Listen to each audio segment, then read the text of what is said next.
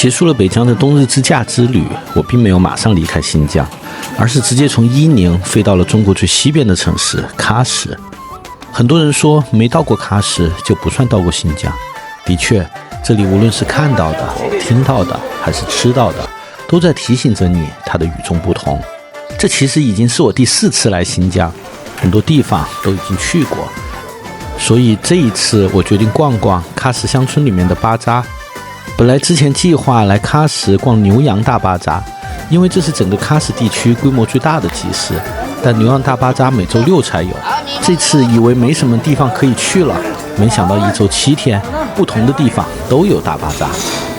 所以在喀什的3天时间内，我们去了不同乡镇的3个巴扎，每个巴扎各有特色，让我深受震撼。在南疆逛巴扎，最直观的感受就是文化其实是无国界的。虽然语言沟通不一定顺畅，但却能享受纯粹的交流。其实旅行久了，我发现很多事情都在提醒我们，世界远比想象中更流动，不只是文化，连网络世界也一样。在旅行中可以更好的往上冲浪，感受无国界的文化。这里有个随身神器要推荐给大家，这就是 VPN 啦。简单讲， VPN 就是一个帮你安全上网，顺便还能换个位置的隐身斗篷，让你无论在哪里都可以像在家里一样轻松上网。喜欢旅行的朋友一定有类似的经验，因为地区限制，有些网站 App 影片突然就打不开了，或者内容和本国看到的完全不一样。这个问题只要有了 VPN 便可以迎刃而解。还有一个我自己比较在意的点是隐私，随着公共 WiFi 的普及，伴随的风险随之加大，资料账号很容易被追踪， VPN 会把这些数据加密，保护你的个人隐私安全。我现在用的就是 Surfshark VPN， 我选择它看中了以下几点。首先是一个账号可以在无限多个装置上使用，手机、平板、电脑一起开都没问题。如果你是 Android 用户，它还有 GPS 定位伪装，让手机 App 根本没办法知道你真实在哪里。有时候到了国外，发现银行网站、串流平台，甚至你每天用的串流服务因为地区限制而无法使用，没关系， Surfshark 在全球140个地区有超过4500个伺服器，一键跨区解锁，帮你解决难题。现在点下方描述栏链接 surfshark.com/GoEricGo， 或者输入优惠码 GoEricGo， 还可以多送额外4个月的使用时长哦。我们去的第一个巴扎是每周1开放的鹦鹉斯坦乡巴扎，这里距离喀什市区20几公里。去的时候还不到中午，所以人还不算多。对了，要提醒一下大家，因为喀什的巴扎下午比较热闹，所以大家不用来得太早。一进巴扎，迎面而来的是2种招牌维吾尔美食，薄皮包子和拉条子。先说薄皮包子，当地人叫它皮提曼塔，面团不需要发酵，而是直接擀成薄到可以透光的面皮，里面包着新鲜的羊肉丁和皮牙子，也就是洋葱，和我们吃的普通包子一样，需要上锅蒸，然后通常会配着馕或者抓饭一起食用。我还注意到了一个有意思的细节，擀面皮、传递、包包子、上锅蒸，大家分工明确，马不停蹄，所以效率很高。而隔壁这一家就是卖拉条子的，拉条子其实就是新疆手工拌面，通常新疆人更喜欢吃拌面和炒面，而并非汤面。面条是现场用手一根一根拉出来的。这位大叔拉面给人一种非常放松的感觉，不像在工作，慢悠悠的却有条不紊。欣赏他的表演也是一件有趣的事情。拉条子类似于兰州牛肉面，但不像兰州牛肉面那样粗细可选，通常只有一种规格。虽然是手工制作，但面条粗细十分均匀，而口感特别的筋道。一般会配上过油肉，通常是用羊腿肉、青椒、西红柿、皮牙子炒的菜，把菜盖在面上拌匀，每个面条都裹着汤汁，扎实管饱，越吃越香，绝对的碳水炸弹。现场切的羊肉馅儿也是做烤包子必不可少的原料。烤包子顾名思义就是烤的包子，通常是放在烤馕的馕坑内壁烘烤而成。比起薄皮包子，烤包子外皮酥脆，而里面包裹在一起的羊肉碎，肉汁满满，同样也只要2元一个，非常实惠。抓饭可以说是整个新疆最重要的美食，就像我们每顿几乎离不开白米饭一样，它不仅是维吾尔美食，同样也在整个中亚地区流行。记得小时候，羊肉串就是我印象中街头美食的终极代表。毕竟神秘的自然香味和羊肉有些膻的味道，总带着复杂的吸引力。而来了新疆之后，才吃到正宗的烤肉。对，在新疆直接叫烤肉，因为大家通常只烤羊肉而已。不仅羊肉不膻，而且分量超大。用洋葱碎、蛋清、孜然粉、胡椒粉腌制新鲜的羊肉后，直接放在馕坑里面烤制。而新疆的烤肉还有一个升级版本——红柳烤肉。红柳是生长在戈壁和沙漠中的一种植物。红柳穿上大块的羊肉，加热时枝条渗出的汁液能去腥增香，外焦里嫩，一口爆汁，是新疆最硬核的烟火气。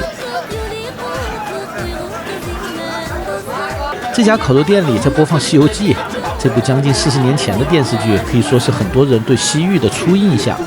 午餐时间到了，6块钱的抓饭，15块钱的烤肉，分量真的很大。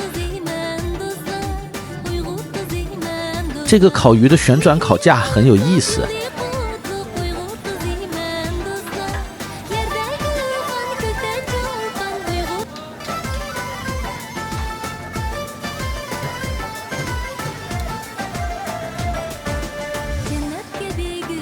这些是用玉米做的馕，买来尝了尝，实在太硬了，个人不是很推荐。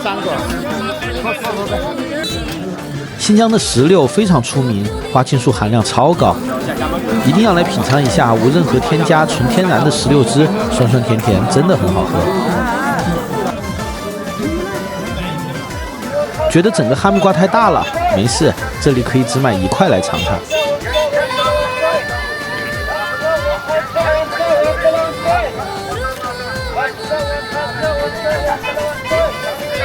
而在日本贵上天的苹果，在新疆3公斤只要10块钱。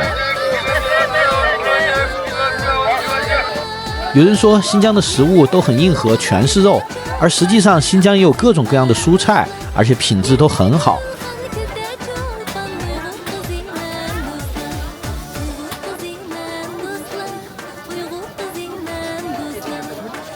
我个人最爱的就是新疆的辣椒，新疆人叫辣皮子。甜辣口味和其他食物一起炒，又香又糯，口感和平时吃过的辣椒完全不一样。这个市场还有更有意思的东西，有一片区域是专门交易鸽子的。在新疆，鸽子不仅是食物，更是宠物。在我印象中，平平无奇的鸽子，没想到却有这么多的品种，非常的养眼。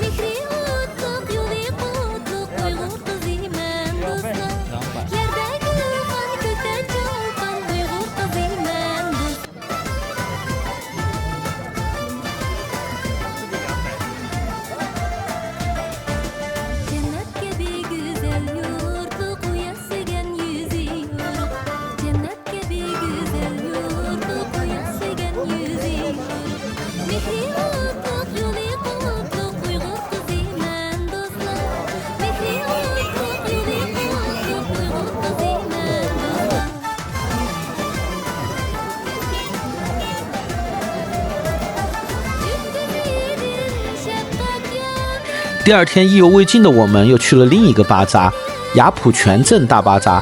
这个巴扎距离喀什市区更远，本来到的时候觉得稍显平淡，商品也大同小异，但直到我去了旁边的牛羊大巴扎。去牛羊大巴扎的方式居然是坐马车，马路这个词一下变得具象化了。现在遇到堵车了，要等一下。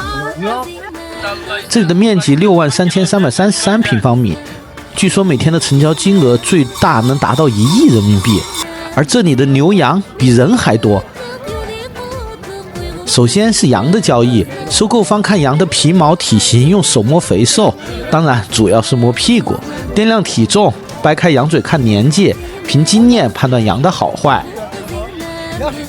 买卖双方用手势讨价还价，用击掌握手确认价格和数量，但有时候也会看似好像谈拢了价格，实际上却没有成交的情况。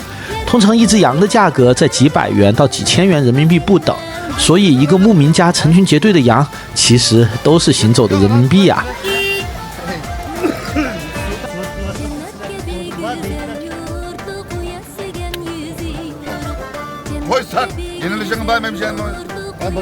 本来以为喀什的羊都长一个样，却没想到看到了这种耳朵长长像毯子一样的大马士革山羊。它们比起那些待宰的羔羊幸运多了，主要用于产奶和育种，所以价格也会更贵。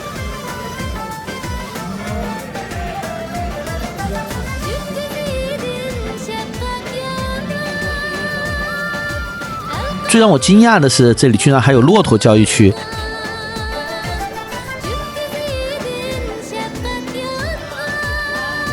这个大叔看到我在拍摄，非常的热情，在说着什么，可以看出他和他的骆驼感情很好。后来我查了一下，一头骆驼的售价在人民币7万到15万之间，和一辆车的价格相当。除了骆驼，这里还有驴的交易。第一次看到这种个头堪比马的驴。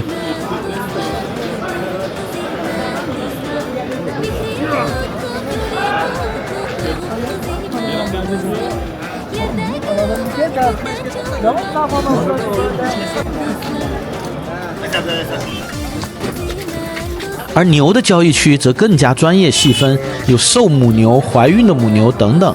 这里是整个牛羊巴扎最热闹的地方，而我也在感受着踩着牛粪穿行在牛群之中的奇妙体验。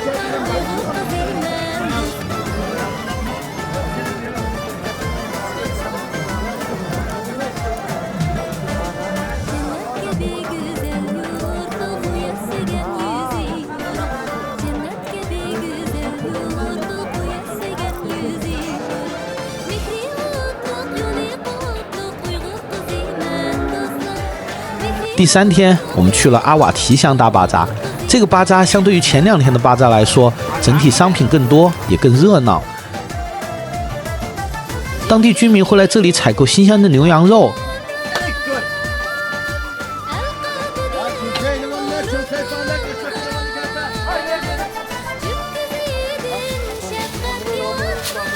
而各种维吾尔美食也深受大家的欢迎。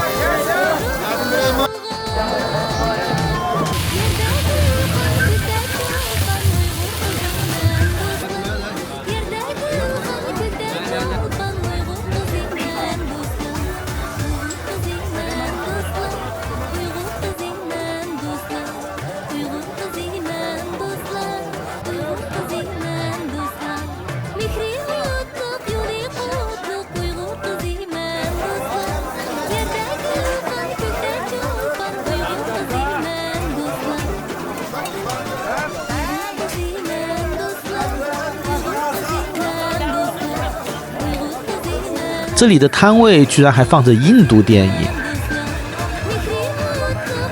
一位卖蜂蜜的老大爷向我展示了他自己养的蜂巢。南疆的蜂蜜主要是沙枣花的蜜，和酸奶一起吃，那可太美味了。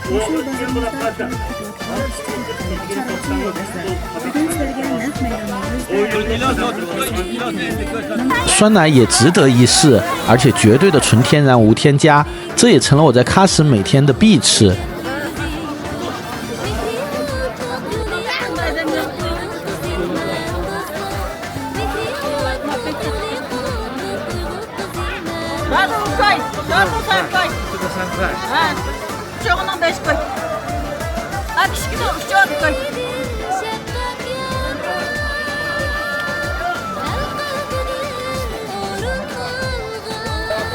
另外，酸奶搭配上粽子，看似不搭，却是民族饮食文化融合的代表。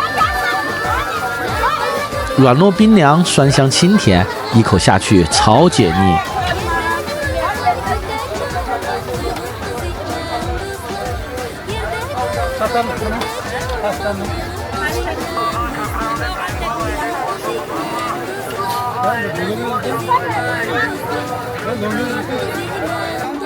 比起人类食物的五花八门，动物的食物就简单多了。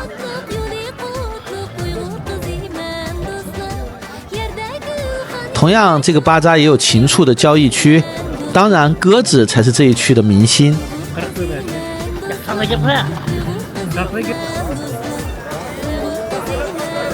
巴扎不仅是一个市场，也是便民中心，里面有理发的、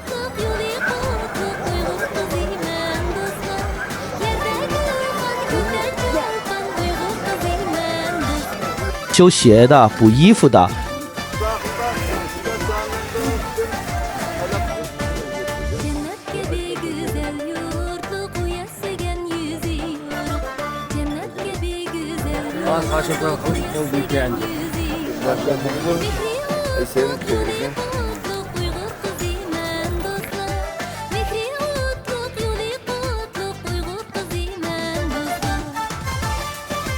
但巴扎里面的鞋不太建议大家购买，虽然很便宜，但我因为好奇买了一双，回到酒店发现鞋面已经开始掉皮了。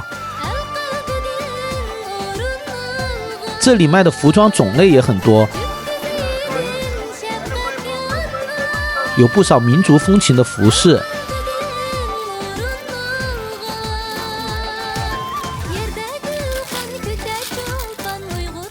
另外还有搪瓷的奶茶壶卖，我果断的买了一个。